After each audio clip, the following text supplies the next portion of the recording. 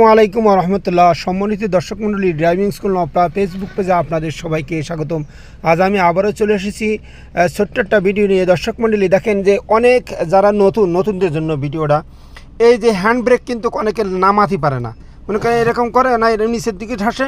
আসলে প্রথমে উপরের দিকে চাপ দিতে হবে, উপর দিকে যে চাপ দিলাম, দিয়ে এরা পুশ করলাম, পুশ করে ধরে এবার আস্তে করে নিচে নিয়ে গেলাম, এই নিচে নিলাম, নিয়ে এই যে সাইডে দিছি, শেষ। আর উঠানোর সময় হুক করে টানা যাবে না। এই যে এটা হচ্ছে রং, কলকল শব্দ আছে, দেখছেন রং।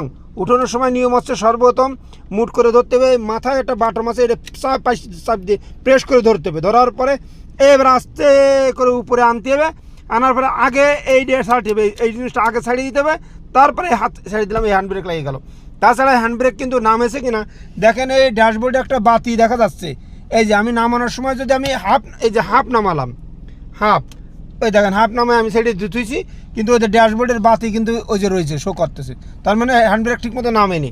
তা নামাইতে গেলে নামাইতে গেলে সম্পূর্ণ নামার পরে এটা আগে ছাড়তে হবে, তার এটা ভাড়তে সাথে। এরকম সুন্দর ভিডিও দেখার জন্য লাইক কমেন্ট করে সাথে থাকুন। আসসালামু আলাইকুম রহমতুল্লাহ।